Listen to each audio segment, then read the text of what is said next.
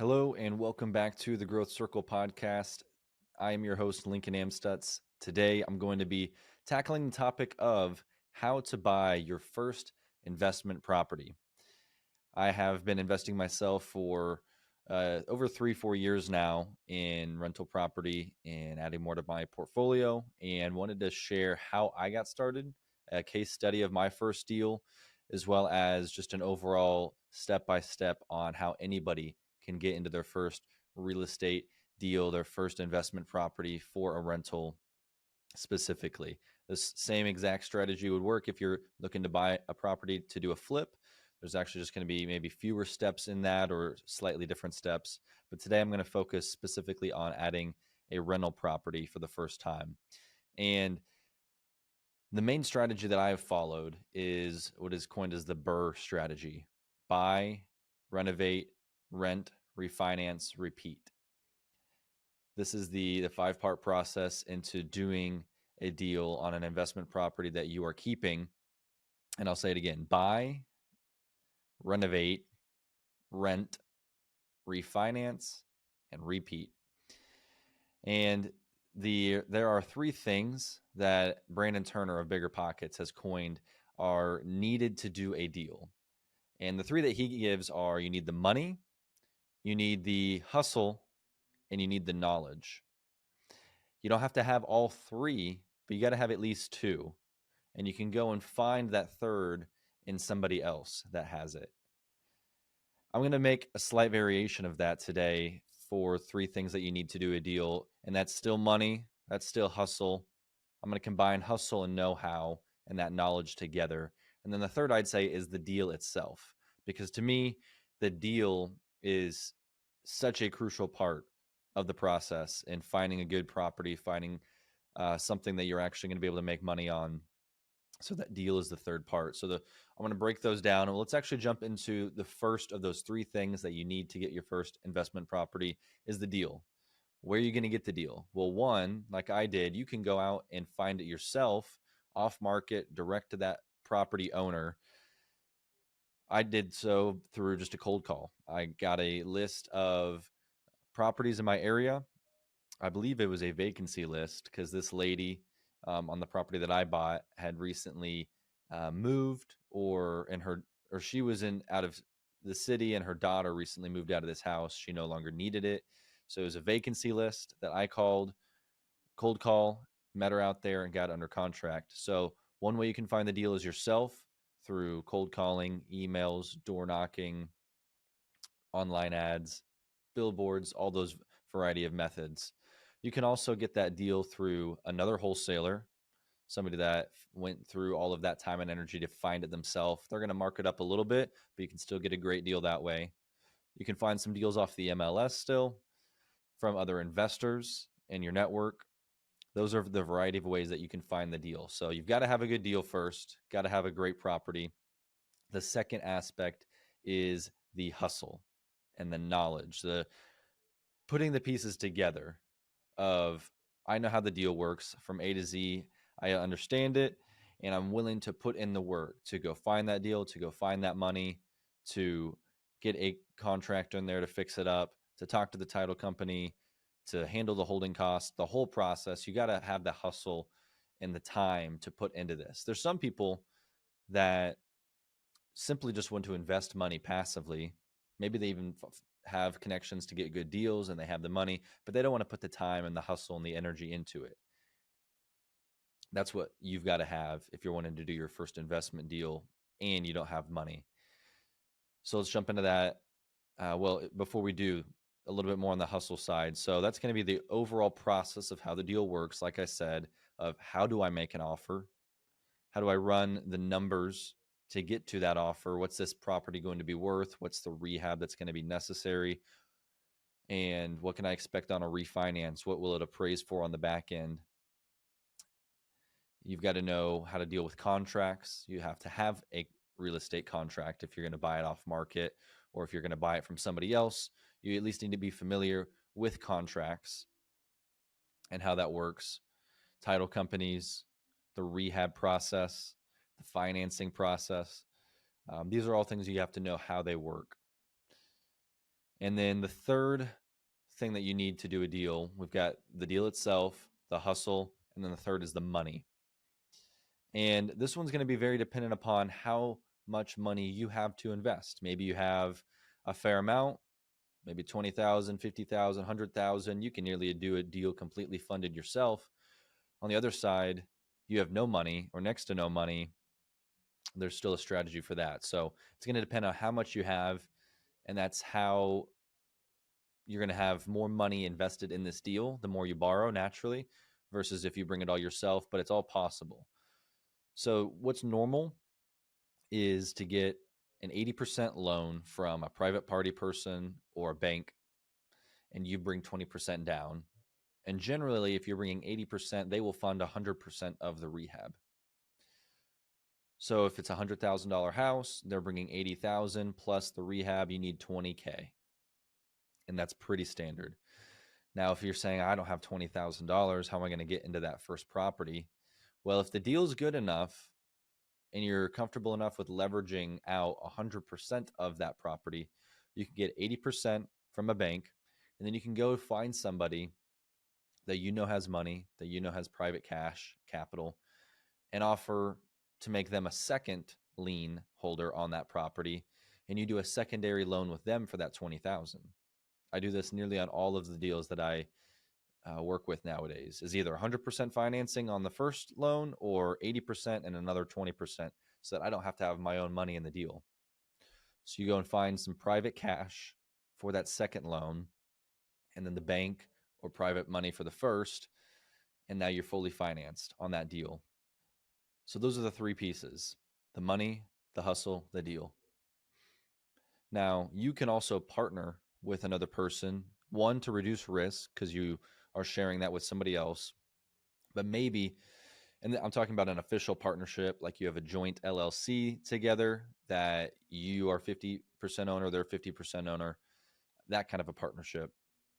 You can do that. Maybe they have the money and you're going to go and hustle the deal and find the deal, or vice versa. You have the money and maybe even the hustle, but then they are the one that brings the deal, and it's so great that it's worth splitting the profit. However you want to mix that up, but partnerships are a great way to make things happen that you couldn't otherwise. They say it's better to have 50% of a watermelon than 100% of a grape, right? It's better to be in a bigger deal if it's going to take a partnership to get it done than no deal at all, or a very small deal, depending on your goals. Now, you're going to make the most money if you can control all three of these. If you bring all of the money, you're not having to pay lenders monthly fees and origination fees. If you can do all the hustle and you don't have to partner with somebody that you're giving up some profit to in order to make this happen because they're more experienced and you pay them for that experience. And if you can even bring the deal, you don't have to pay a wholesaler, you don't have to pay a premium for MLS. You're going to make the most money if you can control all three. But again, not all three are necessary. So let me give you a step-by-step of my first deal and how it went, kind of following this process. So this property was a 2-bedroom, 1-bath, 1-car garage here in Springfield, Missouri. And I cold called this lady. She said she was interested in selling. Talked to her for a few months before I finally convinced her to give me a chance to look at the property and that this could be a benefit to her. And in fact, it was. She needed to sell it. So I ran my numbers. I already was familiar with running numbers on real estate deals and having done wholesale deals. So I ran numbers on what was it going to be worth fully fixed up, the ARV, after repair value. What's the margin or the equity that I want in this property? I knew I wanted it as a rental. I knew I wanted 25% equity. So I took that after repair value, 75% of that number, say for easy numbers. Well, I can give you the exact numbers. In this case, the end value came back at 118,000. I wanted 25% margin. So that would mean 88,500 was the loan. Okay. So I knew I needed to be 88,500 minus rehab cost, minus holding cost, and that would be my max allowable offer. So I ran the numbers. I ran the construction numbers roughly based off of what I had researched, and then I gave her the offer of $56,000 because I started lower than my max. Right, if my max was in the 60,000s, I'm going to start in the 50s or even 40s. So I started a little bit lower. We landed on 56,000 as the purchase price, and then it was off to get the financing. So I got connected with a private party lender who was willing to lend 80% of the purchase, 100% of the rehab.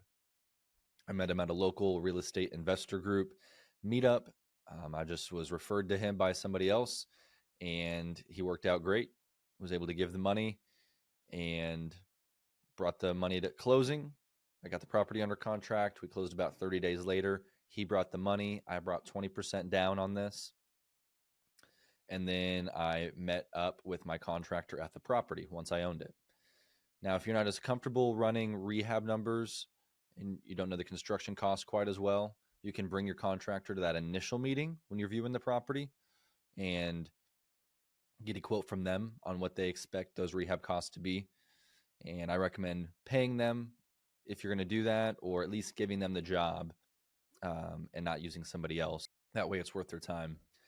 So then we were off for the rehab. So we got the rehab bid, and we came in right around what it was estimated, a little bit over as it usually goes. But back in the day, we were able to rehab this for $15,000. It was just kind of a cosmetic surface update.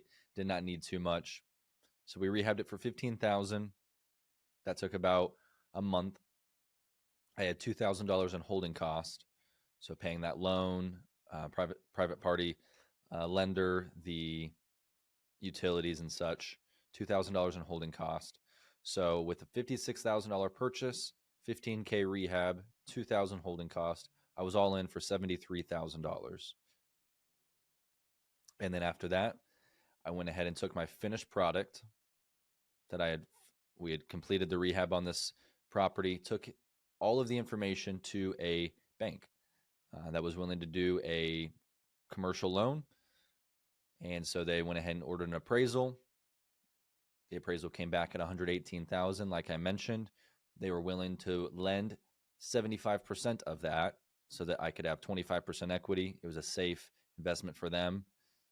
I had good equity. Property is rehabbed. They give a loan on 75% of the appraised value, which was $88,500.